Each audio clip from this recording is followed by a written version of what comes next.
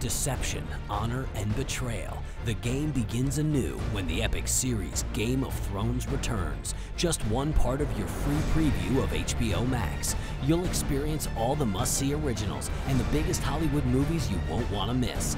Watch it all anytime. There's nothing else like it. Don't miss a free preview of HBO Max Friday, March 29th until Monday, April 1st. Sign up for HBO and Max and get your first month free. Call 601-8992 or visit cablebahamas.com to subscribe today. Good evening, Bahamas. It's Monday, April 15th, 2013, and this is NB12. Coming up tonight in news, despite a flood of pre-trial publicity, a Supreme Court justice says the trial of a man accused of murder will proceed. A candid conversation with an ex-convict who went from armed robbery to leading a productive life. Labor Minister Shane Gibson works to preserve jobs for Bahamians. The Deputy Prime Minister talks slashing the roadworks budget, and the wait is over for Cable Bahamas broadband internet customers. What we know about Bahamians who were there during the Boston Marathon explosion this afternoon. We have those stories and much more coming up tonight. I'm Christina McNeil, and your NB12 starts right now.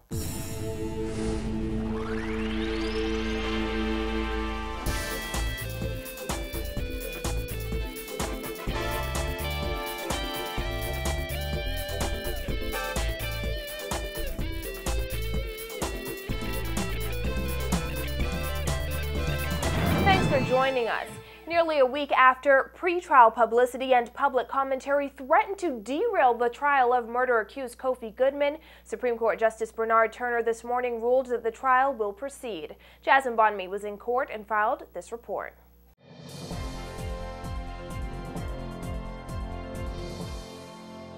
This morning's proceedings drew a small crowd, and among them was the family of Marco Archer. But the family never made it inside court this morning to hear the decision that was made by Justice Turner. Turner overruled an application by Goodman's lawyer Jeffrey Farquharson to stop the trial, and instead decided that the pre-trial publicity and public outrage would not prevent Goodman from receiving a fair trial.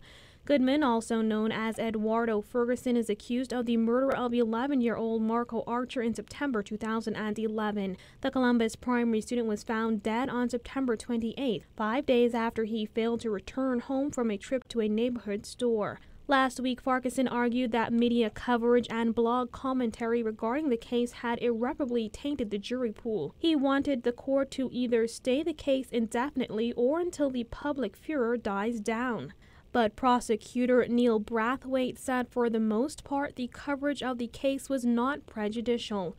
Turner sided with the prosecution, and the much-anticipated trial is expected to begin Wednesday afternoon once a jury is selected. A pool of potential jurors were in court today. However, jury selection was put off until Wednesday. But before Justice Turner dismissed potential jurors, Farquharson argued that he saw no reason for the jury to be sent away. Farquharson asked for the jury to be impaneled, insisting his client wanted to end a long, dark night and was ready for the trial to begin so he could prove his innocence. Garvin Gaskin, the Deputy Director of Public Prosecutions, and Darrell Taylor also appears in the case. Reporting for NB12, I'm Jasmine Bonamy.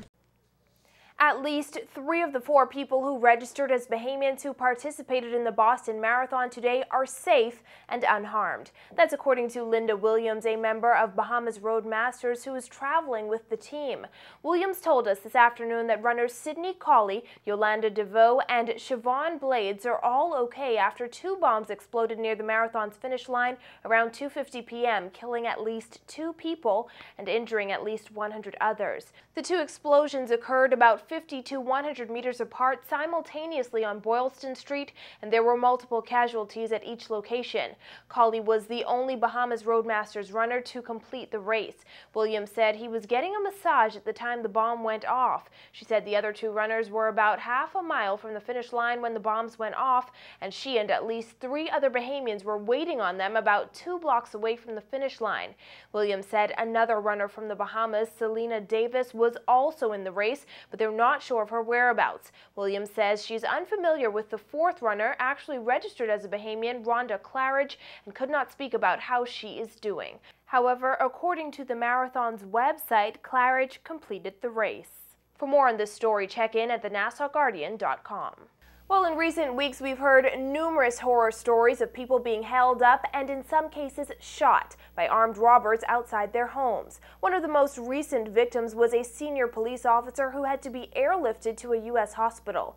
Tonight, Vonique Toot speaks with a former inmate who admits to robbing as many as 30 people. Here's that report. I was a robber. I used to rob anything. Just rob for robbing's sake. William Pratt Stirrup knows all too well what it's like to pull a gun on an unsuspecting victim and see the fear in their eyes as he robbed them of their valuables.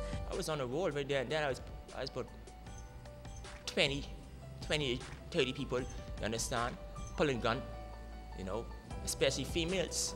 That pulling gun on females is no funny thing. But the 38-year-old who joined a gang at a very young age says he didn't do it for the money. Pratt Stirrup, whose street name is Gangster, says he did it to be accepted. I did it because, like I said, that was something that I wanted to do. That was my part of my identification. You understand? I realized the terror I put in those people's life, who all I may have robbed. Because what I want the public to understand that pointing a gun is easy. But when that gun is pointed at you, when that gun is pointed at the people you love, it ain't as funny and it ain't as easy as you think it is. That's a lesson the father of two learned the hard way. Pratt Stirrup says he was convicted of armed robbery in 1992 and was released from Her Majesty's Prison in 2006. He was behind bars for most of his 20-year-old son's life. Years later, he's still paying for his mistakes. Though he's done some construction work since his release, he says he's never held a steady job. Michael Turnquest faces a similar challenge.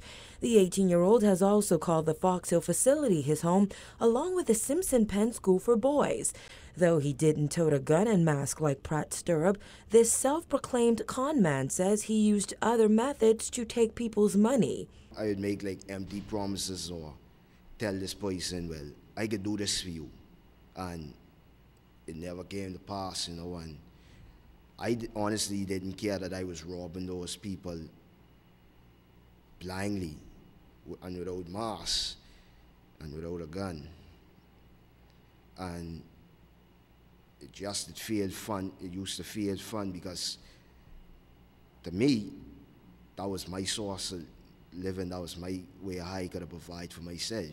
He spent months behind bars, but Turnquest says he was never sentenced.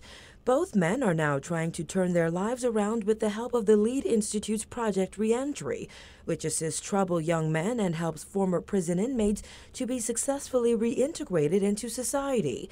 With more than 300 armed robberies already committed so far this year, Turnquest and Pratt Stirrup are hoping to reach out to young men to prevent them from making the same mistakes they did. Nobody wakes up and says they want to be an armed robber, or they want to be a murderer, or they want to be a con man. These are developed habits. As far as work or whatever the situation may be. But through the grace of God, I think that I have come a long way. I think that he is being very good to me.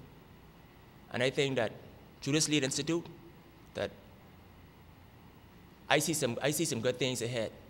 The two men warn that failure to turn away from a life of crime can only end two ways: behind bars or in an early grave. Reporting for MB12, I'm Vonique Toot. Shifting gears now, announcing that the government is on track in terms of job creation, Minister of Labor and National Insurance Shane Gibson explained what is being done to preserve jobs for Bahamians. Celeste Nixon has more in this report. In an effort to reserve jobs for Bahamians, Gibson said the government has clamped down on issuing labor certificates to foreigners. Minister Gibson noted employers applying for labor certificates complete the process to fulfill labor requirements, but normally already have someone in mind for the position. You don't never say 100%, but in this case I think I'll be correct. 100% of the persons who apply for labor certificate already know who they want to hire.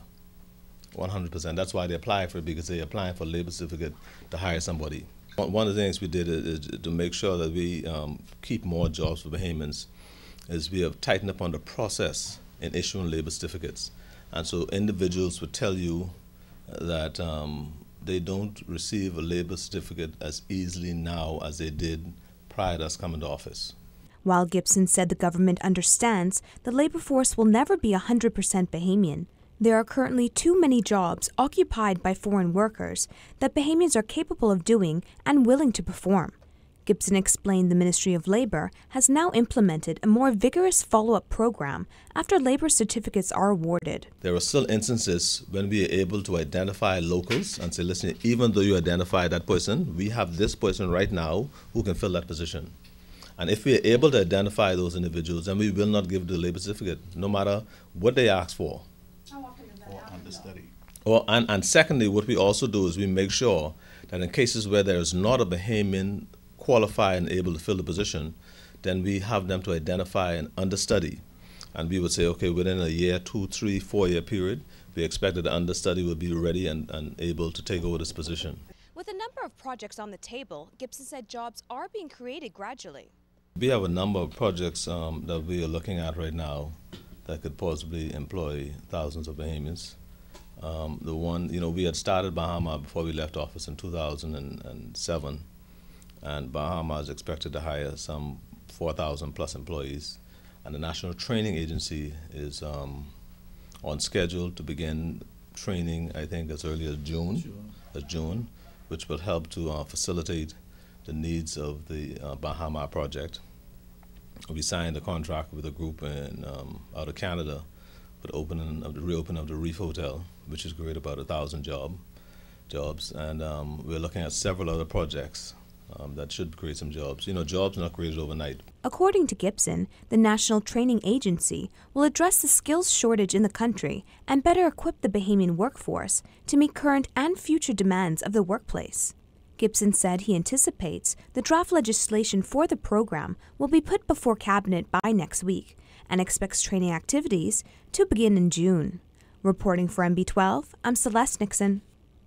Providing an update on the National Insurance forensic audit completed last month, Gibson says he's not certain when the report will be released to the public. Gibson says the report is currently being reviewed by the Attorney General's office and he will not rush the process. It's being looked at right now. They're analyzing the information. At the end of the day, they would give me advice. The AG is my lawyer, and they give me advice based on the information in the report.